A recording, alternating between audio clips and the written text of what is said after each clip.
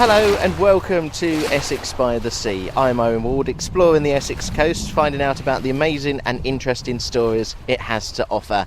For this episode, I've made it to Jaywick. We've done previous episodes about Jaywick, which you can listen back to if you've not already discovered those. But for those, it's always been on Zoom. I've never actually made it here.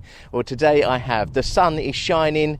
It's glistening over the sea. I can see long, wide, golden beaches, exactly how it's been described to me. And I must say, it looks stunning. We're beside the Martello Tower here in Jaywick. And the reason for my visit on this episode is because the Essex Wildlife Trust have a project called Nextdoor Nature. And Adam Nixon is here alongside me to explain exactly what that is. Yeah, so Nextdoor Nature is funded by the National Lottery Heritage Fund, and what it's doing is it's encouraging people across the UK to take action for nature in their area. So this could be an individual who just wants to make a difference to the spare bit of land on their street. It could be a business who wants to make their company more eco-friendly, or it could be an already existing group, not necessarily to do with nature, who just want to take a bit of action and do a bit for wildlife. Now, there is an episode already about one of the projects that's happening in Grays, but what sort of projects are happening here on the Sunshine Coast of Essex? Yeah, so I'm specifically working in Jaywick and Clacton, and I'm here with Bradley today, and we're working together to make Crossways Park in the centre of Jaywick a little bit nicer. There's a pond in there that unfortunately has been left to sort of ruin a little bit. It's full of litter, it's got some algae on top of it which is really bad for the water. It sort of blocks oxygen getting into it, which is really bad for all the fish and all the plants. So we're working together to sort that out. We're stood next to the Martello Tower today. Me and the Friends of the Martello Tower are working together on a wildlife checklist project. So what we're going to do is we're going to get local artists, local writers, local photographers involved to create a free resource that people from the local caravan parks or any visitors to the tower can come and get for free and see some of the rarer, some of the cooler wildlife that you can see in Jaywick, because Jaywick is fantastic for wildlife. And then if we go over to Clacton, we've got a few projects there. I'm working with a packaging free shop called Unsealed. We're working together on a fruit tree project, so we're aiming to get around 30 free fruit trees in the centre of Clacton. And with that, obviously, fruit trees is great for wildlife, great for the bees, good for air quality. But we're hoping to create a resource that's available in food banks and that's available in their shop, so people who are struggling can maybe go and get a bit of free fruit whenever the fruit trees bloom. So the Nextdoor Nature project then, Adam, is a little bit different to projects that the Essex Wildlife Trust has perhaps done in the past, isn't it? Yeah, so historically with projects that the Wildlife Trust does, we'll get a grant, we'll get some funding, we'll have an idea, we'll go into an area, and the project will be set up for 2-3 years. The funding for the project dries up, and a lot of the time there tends to be no legacy for the projects. So even though the impact of the projects is huge, afterwards they're sort of just forgotten about after 5-10 years. So what we're trying to do is really get involved with communities early on, help them set up their own projects, and then slowly let our foot off the gas in the hope that they run long into the future organically without our help. Well, you mentioned about the park. Bradley Thompson is alongside us as well. Bradley, can you just describe what it looks like at the moment? So the park at the moment, the water is clearing up a little bit.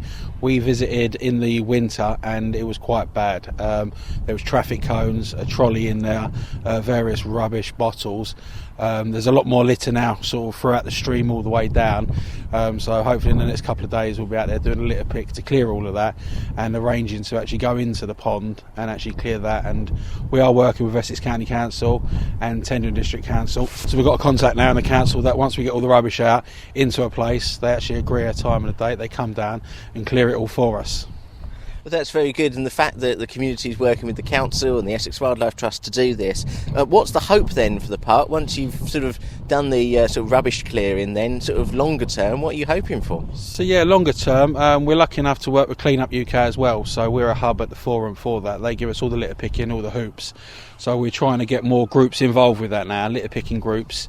So maybe do sort of once a week beach patrol, get residents to do their own sort of parks and bits and pieces. And then the long-term goal is maybe improving the area. So we've looked at putting up bird boxes, baby bat boxes, anything to sort of improve the wildlife, doing meadow maybe in the actual park and bits and pieces like that. Adam's obviously got more experience with that, and he's leading us that way forward. So, and why did you want to get involved? I presume it's not just you. There are other local people of Jaywick who are getting involved and supporting and helping. Yeah, so Jaywick Sands Community Forum, which I'm chairman of, is in charge, or not in charge. I've got 20 different groups under the local area that come under them. So we've got an allotment group, a veg plot. We've also got a bee group that do the bees, the hives, and we've also got Dig for Jaywick, which do their own sort of veg and bits and pieces for the community. That's just one little part of it. And then we've got sort of Neighbourhood Watch, Royal British Legion, the church and other groups. So with all them groups working together, we can sort of help each other out in the community and sort of all pull together if another group needs help, and just go on from there, really. I mean, that is brilliant that the community are getting involved, because there will be a lot of places in Essex where that just doesn't happen, and Jaywick, I know, is very much community focused. Yeah, definitely.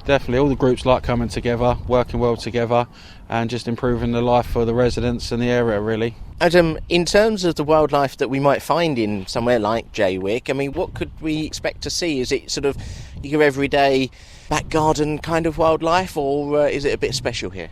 No, so Jaywick's sort of one of the gems of Essex, really, for wildlife. On the one side, we've got the sea, which is fantastic for things like flatfish, things like sea bass. It's one of sort of the last strongholds, really, in the UK where you can find decent-sized sea bass. And then the other side, we've got these fantastic, beautiful wetlands that have marsh harriers. There's a really good population of adders here, which elsewhere in the UK, they're perhaps rarer. There's marsh grasshoppers here as well, so there's loads of really rare and, unusual wildlife. One thing I hadn't really appreciated until I actually got here is you'd think of the Tendring coast, Walton, Frinton, Clacton, and then Jaywick sort of being in a line, but it's not. It curves round, and if I just spin round, I can see on a clear day down the River Blackwater. I say clear, the clouds have come in and it's got a bit misty, but over there somewhere in the mist is the Bradwell former nuclear power station, and so it's kind of more an estuary area, would you say? Yeah, for sure. So it's where fresh water meets salt water, so you get such a wide range of species. You've got the outside chance, if you're fishing here, which we can see a lot of fishermen are today, the outside chance at some maybe more freshwater species. Bradley, what is it that drives you to try and make this area better? Well, me and my wife chose to buy a house here 5 years ago. I wasn't really involved with the community, but I see the community spirit and certain areas that I could help out in. I was asked by local councillor Dan Casey to come on the forum and help, and so we haven't looked back then. I mean, I just want to make it a better future for my son and the residents and their children. How are other residents of Jaywick appreciating the work that you're doing, or is it a bit too early to tell in what you're trying to achieve with the park? Yeah, I mean, there's mixed sort of feelings on there. Some people want the park cleaned up. Some people obviously say the pond should be left how it is. But like Adam says, there's a lot of damage being caused by this algae on there, which is affecting sort of the fish underneath, the plants underneath. So I think we just need to work together and get different agencies involved with their expertise, and everyone work together with the residents, sort of Adam and the council, and sort of come up with a plan. And expertise is the key, isn't it, with this project, in that the Essex Wildlife Trust can help community organisations and local volunteers tap into those experts to make it even better. Yeah, definitely. I mean, I'm all one for getting in the water and getting my hands wet, but I wouldn't have first thing to know about some sort of plants and wildlife. So that's where Adam comes in, and he's really knowledgeable, and he sent me a lot of information over, and we're doing really well.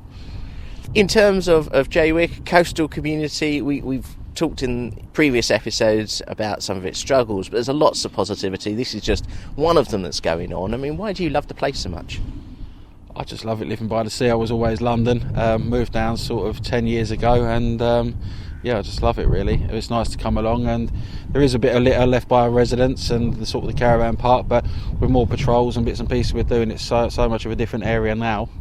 If everyone does their bit, then it should all be good. It's not just the park then that you're focusing your efforts on. I know you've been helping in the past with sort of clearing fly tips as well. Yeah, we've done a fly tip the other week. There was about 7 tonnes taken off the beach. So it was scattered all the way along Brooklands seafront.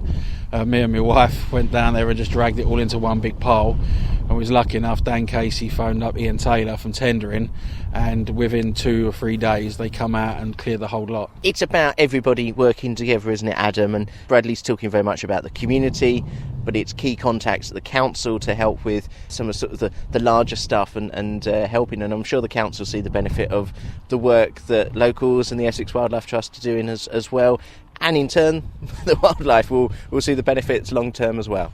Yeah, exactly. I think it's all about working together. You know, as good as the Essex Wildlife Trust are and the amazing work we're doing, we can't do it without collaboration. So we need to get in other charities, key partners like the council, and then things like fly tipping. Those sorts of things desperately need sorting, not just for the wildlife, but for the residents of Jaywick as well. Bradley, what's sort of next on your sort of to-do list once the park's done and the fly tips are cleared up? I'm not quite sure yet. I'm sure something will pop up. Yeah, obviously fly tipping is an ongoing battle. You're never going to win that one, and with the litter as well. So it is just keep on top of it and make sure you keep it down, and then that way everyone's happy. Well, Bradley, thank you very much for joining me. Adam as well from the Essex Wildlife Trust. If people want to find out more about Nextdoor Nature and how perhaps they could get involved, what's the best and where is the best place to go to find that information? Yeah, sure. So if you live in Clacton, Jaywick, Basildon or Thurrock, go online, search Nextdoor Nature Essex, and that'll bring you to our website. Or alternatively, if you just want to email us, it's nextdoornature@essexwt.org.uk. Thank you so much for inviting me down to Jaywick to find out about the work that's going on. Bradley and Adam, thank you so much for joining me as I look out at the Martello Tower, one of, I think it was 5 that are along the coastline. We visited one. This is number 2 ticked off, although I know that there's a lot of stuff that goes on in the Jaywick Martello Tower, so perhaps it'll be back here for a future episode of Essex by the Sea. Don't forget, you can follow us on Facebook, Twitter and Instagram, and if you like what you're hearing and want to support the production of Essex by the Sea, you can donate via the Ko-fi page. Just search out for Essex by the Sea. The link is in the description. Until the next episode, thanks ever so much for listening.